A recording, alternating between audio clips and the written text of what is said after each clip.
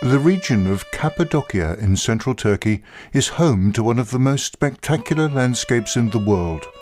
Deep valleys and soaring rock formations dotted with homes, chapels, tombs and temples, and entire subterranean cities harmoniously carved into the natural landforms.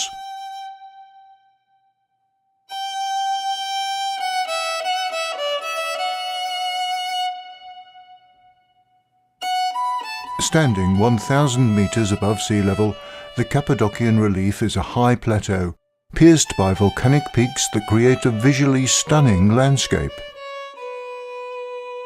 It includes dramatic expanses of rock shaped into towers, cones, valleys, and caves. From a distance, Cappadocia appears like a deserted land. With closer examination, it's possible to spot the small winding paths and beautifully carved homes scattered within the unique land formations. The rock formations that make up Cappadocia were created by volcanic eruptions, erosion and wind. Over 3 million years ago, a volcanic eruption deposited a blanket of ash across the 1,500 square mile landscape, which formed into a soft rock. Slowly eaten away by wind and time, this has created some spectacular shapes and forms.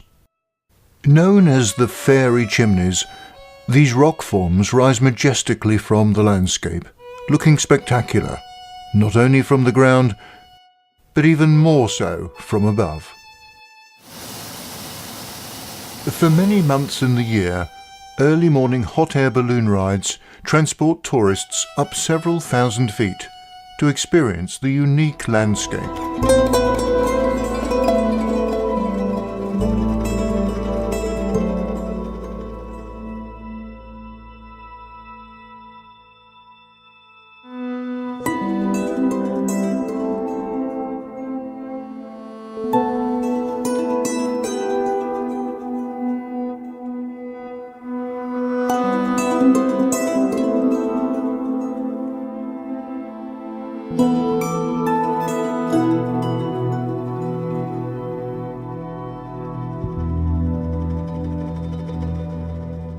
But it's on the ground level and below that the Cappadocia region has its historical interest. Cappadocia is one of the world's most striking and largest cave-dwelling regions. Cities, empires and religions have risen and fallen around these unique underground havens for over 3,000 years. The earliest beginnings of these tunnels and chambers are unknown, although some archaeologists believe that they were started by the Hittites around 1,200 years before Christ. It is known that most of the levels were first dug out by early Christians to provide them with refuge from persecution, first during Roman times and later from invading Arabs. And by the 4th century AD, Christians fleeing Rome's persecution had arrived in some numbers and established monastic communities there. The Byzantine Christian monks excavated hundreds of dwellings and monasteries into the soft rock of the hillsides, each beautifully painted and decorated, beginning in the 7th century AD and enduring to today thanks to the dry climate. As recently as the early 20th century, its Christian occupants escaped persecution from the occupying Turkish Muslim rulers of the Ottoman Empire by living in these vast underground cities. The region is located on the boundary between rival empires, first the Greeks and Persians, and later the Byzantine Greeks. This precarious political position meant that residents needed hiding places, and they found themselves able to tunnel into the soft volcanic rock itself, building multi-layered underground cities, some believed to have space for up to 20,000 occupants.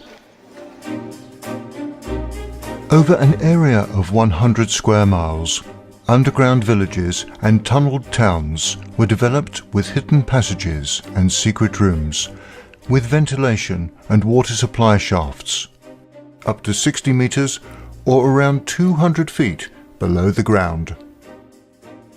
But these were not just places of escape and refuge.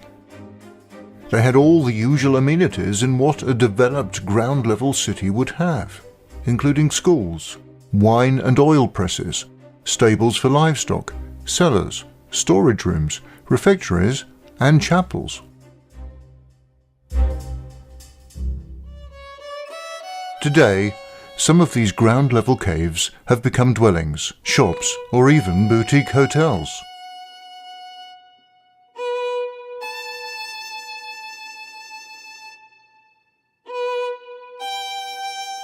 What of the future of this region?